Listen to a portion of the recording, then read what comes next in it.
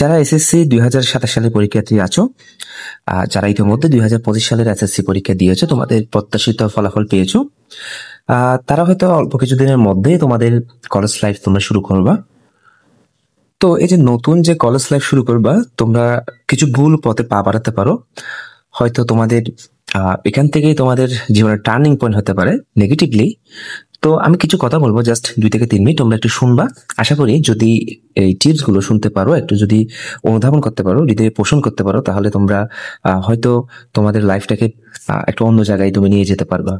তাহলে এই যে 2025 সালের এসএসসি পরীক্ষার্থী এবং 2027 সালে যারা এসএসসি পরীক্ষা দিবা, তাদের উদ্দেশ্যে আজকের এই ভিডিও।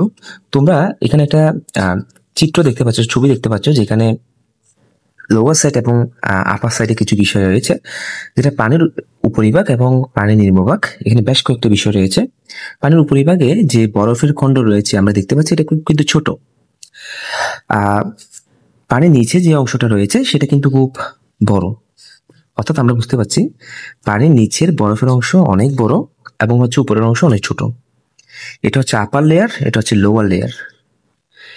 এই চিত্রটা ভালো করে একটু অনুধাবন করে নাও। আমরা চেষ্টা করবো এই চিত্রের মাধ্যমে আমাদের এই এসএসসি 2027 ব্যাচের যে একটা গাইডলাইন, একটা আউটলাইন, যেখান থেকে তোমরা তোমাদের নতুন যাত্রা শুরু করবা, এখান থেকে একটা হিডেন মেসেজ পাবা তোমরা।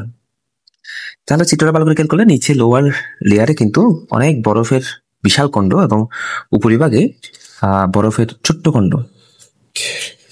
আইটেম অ্যাবভ দ্য ওয়াটার, এটা মিন কলেজ, অ্যাডমিশন অ্যান্ড ইউনিভার্সিটি। ভালো করে বুঝে নিও, তোমরা উপরে যে বরফের খণ্ড দেখতে পাইছো এখানে, এই বরফের খণ্ডে তোমাদের কিন্তু কলেজ লাইফ, 2 বছরের কলেজ লাইফ আছে। তারপর তোমরা কলেজ লাইফ শেষ করার পরে অ্যাডমিশনের প্রস্তুতি নিবা। তারপর ভালো একটা ইউনিভার্সিটির চান্স হলে আমরা যেটা দেখতে পাই, অ্যাজ ইউজুয়াল সবাই কি করে, সেটা হচ্ছে প্রথমে তারা কলেজে একটা কলেজে অ্যাডমিশন নেয়। এরপরে হচ্ছে 2 বছর কলেজ লাইফ শেষ করার পরে তারা এসএসসি শেষ করার পরে তারা অ্যাডমিশনের প্রিপারেশন নেয়। অ্যাডমিশনের প্রিপারেশন শেষ করার পরে তারপর তারা ইউনিভার্সিটিতে ভর্তি হয় এবং তাদের লাইফ লিড করে। আসলে আমরা এটা দেখতে পাই, এটা দেখা যায়, ঠিক আছে। যেহেতু এটা দেখা যায়, কলেজ লাইফ 2 বছর, অ্যাডমিশনের জার্নি 5 থেকে 6 মাস, এরপর হচ্ছে ইউনিভার্সিটি অ্যাডমিশন, এটা আমরা দেখি। কিন্তু এটা কিন্তু উপরে থাকে, উপরিভাগ, আইটেমস অ্যাবভ দ্য ওয়াটার, অর্থাৎ এটা হচ্ছে উপরে থাকে। এই যে এই জিনিসটা দেখা যায়, কিন্তু আসলে যারা ভালো জায়গায় যায়, যারা ভালো জায়গায় চান্স পায়, যারা র্যাঙ্ক করে, যারা অনেক অনেক অনেক কাঙ্ক্ষিত সফলতা পায়, যারা, যেটা অবিশ্বাস্য মনে হয় আমাদের কাছে, তারা কিন্তু আমরা দেখি কিন্তু উপরিভাগটা, কিন্তু এর নিচে বিশাল অংশ দেখো, একটা বরফের টুকরো। মানে হচ্ছে আমরা যেটা দেখি সেটা কিন্তু উপরিভাগ, এর বাইরে কিন্তু অনেক অনেক অনেক কিছুই রয়েছে। সেগুলো কি কি আমরা একটু দেখব, যেটা লোয়ার লেভেলে থাকে। দেখো, it's below the water from left to right, top of the bottom. অর্থাৎ পানির নিচের অংশে, মানে হচ্ছে পানির নিচে অংশে যে বরফের বিশাল খণ্ড, সে খণ্ডে কি কি আছে আমরা একটু দেখি। সে খণ্ডে আমাদের রয়েছে হচ্ছে ফ্যামিলি এক্সপেকটেশন। আমরা ওই যে বরফের নিচের খণ্ডে আমাদের কিন্তু ফ্যামিলি এক্সপেকটেশন আছে। আমাদের ফ্যামিলি এক্সপেকটেশন যে আমরা ডক্টর হব, অথবা ইঞ্জিনিয়ার হব, অথবা আইবিএ বিবিএ পড়বো, অথবা ভালো জায়গায় যাবো, অথবা চার্টার্ড অ্যাকাউন্টেন্ট করবো, বিভিন্ন পেশায় নিয়োজিত হওয়ার ফ্যামিলি থেকে একটা এক্সপেকটেশন থাকে। এরপরে কিন্তু আমাদের 13টা সাবজেক্ট, এসএসসি যে 13টা সাবজেক্ট শেষ করার যে একটা বিষয় থাকে, 13টা সাবজেক্ট শেষ করার, ভালো করে শেষ করার একটা বিষয় থাকে। কারণ ফ্যামিলি এক্সপেকটেশনের পর আমরা 13টা সাবজেক্ট এসএসসিতে 2 বছরে শেষ করার, পরিপূর্ণভাবে সিলেবাস অনুযায়ী ধরে ধরে শেষ করার, প্রপার গাইডলাইনে শেষ করার একটা বিষয় থাকে। সফলতা কিন্তু এমনি আসে না। হ্যাঁ, 13টা সাবজেক্ট প্রপারলি শেষ করেই কিন্তু তুমি গোল্ডেন প্লাস পাবে, বা বোর্ড র্যাঙ্ক করবে, বা ভালো পজিশন হোল্ড করবে। হাফ ইয়ারলি এক্সাম থাকে, মাঝখানে দেখো তোমার হাফ ইয়ারলি এক্সাম থাকবে, অর্ধবার্ষিক পরীক্ষা থাকবে। প্রতিটা অধ্যায়ে কিন্তু 10টা 10টা চ্যাপ্টার থাকে, বা 12টা 12টা চ্যাপ্টার থাকে। এরপর হাফ ইয়ারলি এক্সামের শেষে তোমার হচ্ছে ইয়ার ফাইনাল থাকে, মানে first year final, second year final থাকে, ফার্স্ট ইয়ার ফাইনাল, এরকম থাকে। প্রি অ্যাডমিশন প্রস্তুতি, অর্থাৎ অনেকে কিন্তু মানে হচ্ছে অ্যাডমিশন প্রস্তুতির আগে এসএসসিতে একটা প্রস্তুতি নিয়ে ফেলে, সেটা হচ্ছে প্রি অ্যাডমিশন প্রস্তুতি। এরপরে হচ্ছে বুয়েট, মেডিকেল, ঢাবির অনেকে প্রশ্ন ব্যাংক সলভ করে, এগুলো বিষয় থাকে। প্রি টেস্ট পরীক্ষা হয়, তারপর হচ্ছে প্রি টেস্ট পরীক্ষার পরে হচ্ছে ফাইনাল পরীক্ষা দেয়, হ্যাঁ, বা আবার বাসের অ্যাডমিশন চলে, এরপর টেস্ট পরীক্ষা দেয়। এরপর মাঝখানে কিন্তু প্রেমে ব্রেকআপ বিষয় থাকে, অনেকে আবার হচ্ছে প্রেমে ব্রেকআপ হয় ওদের, ঠিক আছে। অনেকে বিভিন্ন নেগেটিভ কিছুতে জড়ায় যায়, রিলেশনশিপে জড়ায় যায়, এগুলো থাকে। চূড়ান্ত প্রস্তুতি নেওয়ার পর ওরা ফাইনালি এসএসসি পরীক্ষা দেয়, তারপর ওরা অ্যাডমিশন প্রিপারেশন নেয়। দেখো কতগুলো কি পয়েন্টস কিন্তু পানির নিচেই আছে। অর্থাৎ এই সবগুলোই হচ্ছে এই যে লেয়ারে, উপরের লেয়ারে 3টা বিষয়, নিচের লেয়ারে কিন্তু এগুলা, এই সবকিছু মিলিয়ে কিন্তু আমাদের এটা দৃশ্যমান। এই নিচের অংশটার উপরে কিন্তু উপরেরটা দৃশ্যমান। নিচের অংশটা যদি পরিপূর্ণ না হয় তো নিচের উপরের অংশটা দেখা যেত না। তাহলে এই যে বিষয়গুলোর উপর আমাদের এই 3টা বেস, এটা হচ্ছে উপরে। আর নিচের যে বেস গুলো রয়েছে সেটা হচ্ছে ফেমিলি এক্সপেকটেশন, 13টা সাবজেক্ট শেষ করা, হাফ ইয়ারলি এক্সাম দেওয়া, 10টা চ্যাপ্টার, প্রতিটা অধ্যায়ে 10টা চ্যাপ্টার শেষ করা, ইয়ার ফাইনাল এক্সাম দেওয়া, মানে হচ্ছে ফার্স্ট ইয়ার ফাইনাল এক্সাম দেওয়া, মাঝখানে হচ্ছে অ্যাডমিশনের প্রস্তুতি নেওয়া, মানে এসএসসি পড়াকালীন বুয়েট, মেডিকেল, ঢাবি বা বিভিন্ন ইউনিভার্সিটির প্রশ্ন সলভ করার বিষয় থাকে। টেস্ট পরীক্ষা দিতে হয়, ভার্সিটির আবার প্রিপারেশন নিতে হয়, এরপর টেস্ট পরীক্ষা দিতে হয়, এরপর হচ্ছে মাঝখানে আবার অনেকে রিলেশনশিপে চলে যায়, এই বিষয়ে ব্রেকআপ, অনেক প্যারা নিতে হয় এই বিষয়গুলা। তারপর হচ্ছে এসএসসি ফাইনাল এক্সাম দিতে হয়, তারপর অ্যাডমিশন। সবগুলো মাধ্যমে কিন্তু নিচের লেয়ার থেকে কিন্তু আমরা উপরের লেয়ারটা দেখি। তো এখন আমি ফাইনালি কিছু কথা বলবো। আমি এখন যে কথাগুলো বলবো খুবই মনোযোগ দিয়ে শুনবা। সে বিষয়টা হচ্ছে তোমাদের প্রপার গাইডলাইন। আসলে যারা ভালো রেজাল্ট করে, যারা বোর্ডে র্যাঙ্ক করে, যারা বোর্ডে টপ করে, তো এরা আসলে কি করে, কি এমন করে যার কারণে ওরা এত কিছু পায়, যাতে অন্য স্টুডেন্টরা পায় না। অন্য স্টুডেন্টরাও কিন্তু সমানভাবে পড়াশোনা করে, কিন্তু হচ্ছে কেন ওরা স্পেশাল বা ওরা ভিন্ন রেজাল্ট করতে পারে, ভিন্নভাবে নিজেদের উপস্থাপন করতে পারে এসএসসি 2 বছর শেষ করে, সে কথাগুলো বলবো। প্রথমত হচ্ছে যারা এসএসসি 2025 সালে পরীক্ষা দিয়েছো, তোমাদের প্রথম কাজটা হচ্ছে এসএসসি তে অ্যাডমিশন নেওয়ার জন্য একটা প্রপার কলেজ ঠিক করা। কারণ প্রপার কলেজ না হলে তুমি যদি একটা তোমার যোগ্যতা অনুযায়ী এবং হচ্ছে তোমার পারিপার্শ্বিক পরিবেশ সবকিছু বিবেচনা করে তোমার অনুকূলে যায় এরকম একটা কলেজ ঠিক করতে না পারে। এটা যে শহরের কলেজ হতে হবে সেটাও না, তোমার ঘরের পাশের কলেজে হতে পারে। কারণ কলেজ কিন্তু আমাদের জাস্ট একটা প্রতিষ্ঠান সার্টিফিকেট নেওয়ার জন্য, কিন্তু আমাদের মূল পড়াশোনাটা কিন্তু নিজের উপর।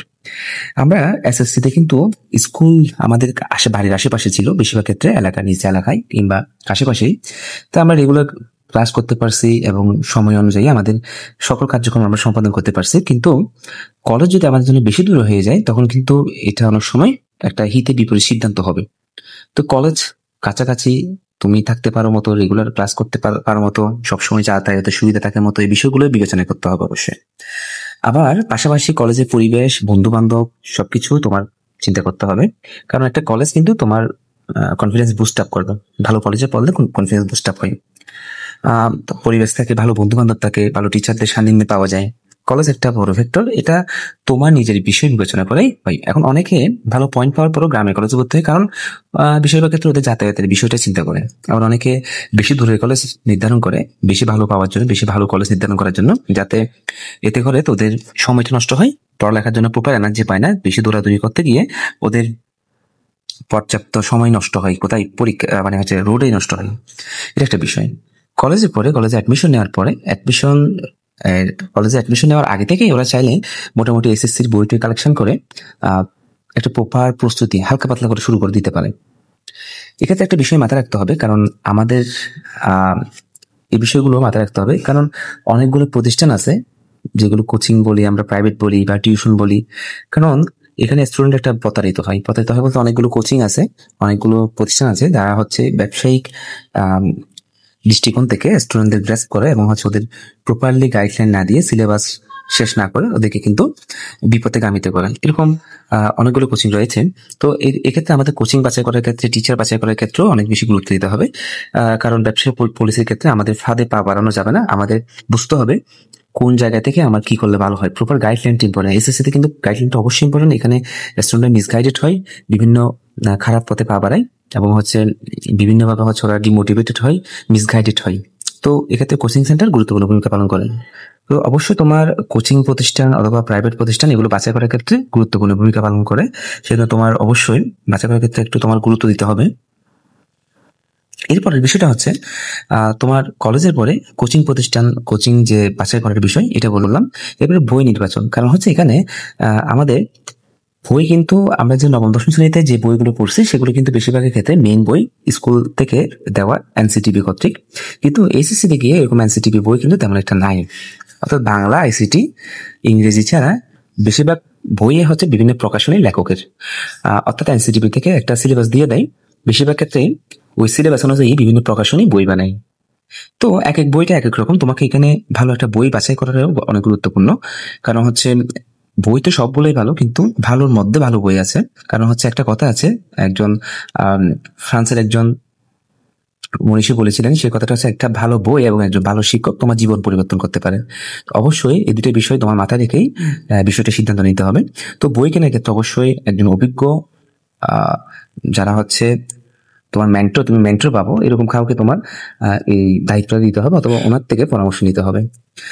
তাহলে এরপরে কোনো কোচিং বা অন্যান্য ব্যক্তি থেকেও যারা হচ্ছে ব্যবসায়িক পলিসিতে থাকে, তাদের থেকেও এই ধরনের পরামর্শ নেওয়ার ক্ষেত্রে একটু সতর্কতা থাকতে হবে। কারণ হচ্ছে এখানে অনেকে ব্যবসায়িক পলিসির ভেদে তোমাকে মিসগাইড করে বা ভিন্ন বই দিয়ে তোমাকে প্রতারিত করতে পারেন।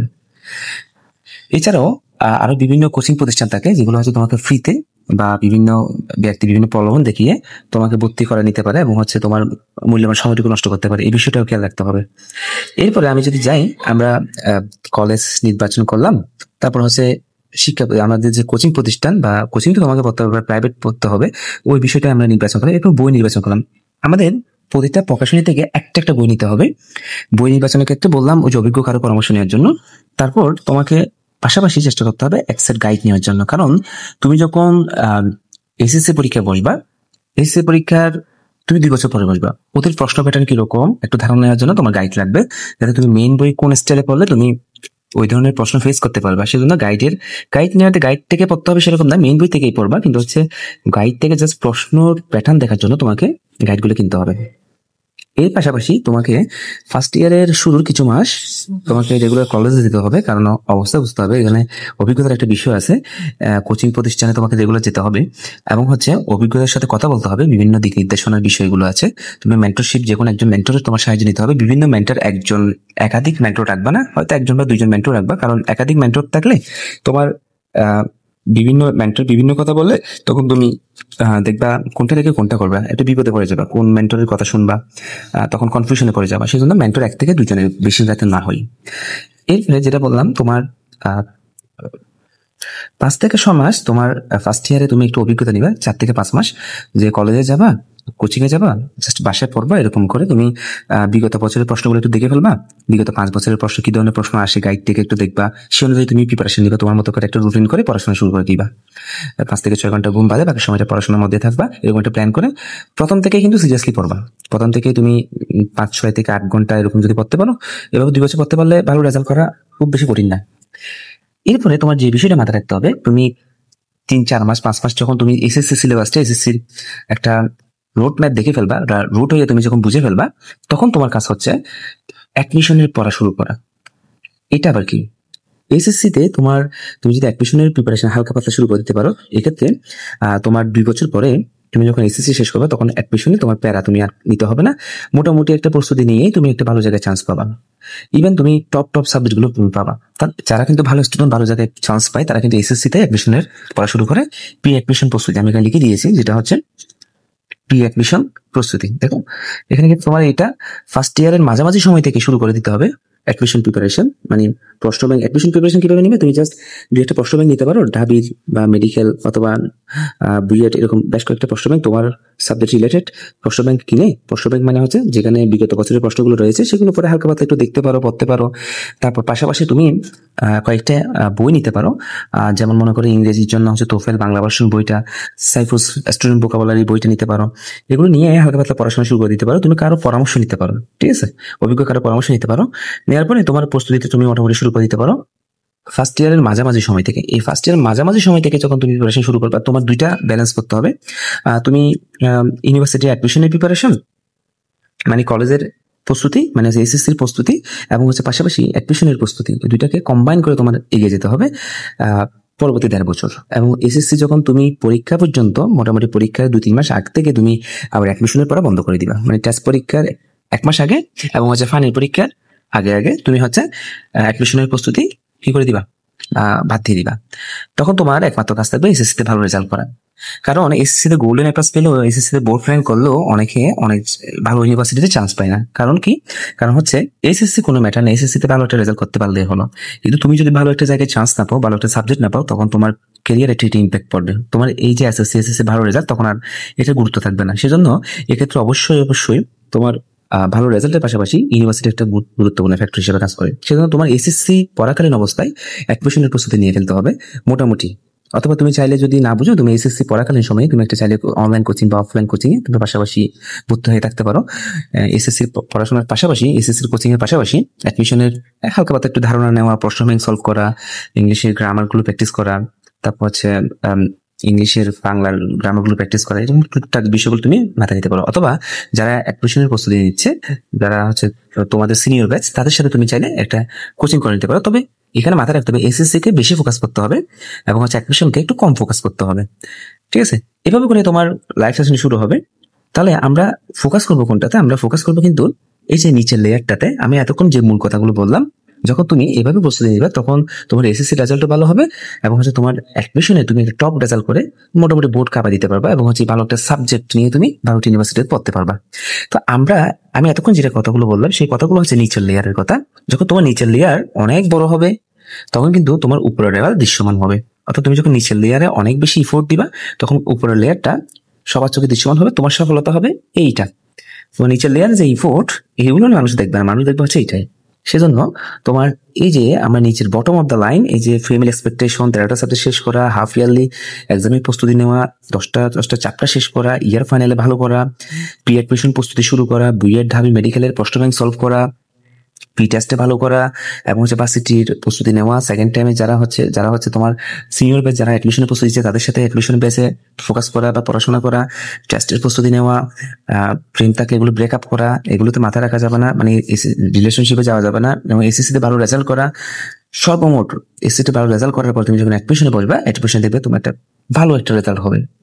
এভাবে যদি তুমি আগামী 2 বছর চলতে পারো, 2 বছর তোমার প্ল্যানটা সাজাতে পারো, তোমার গ্লাইড চলতে পারো, তুমি হবে সবার সেরা। ধন্যবাদ সকলকে।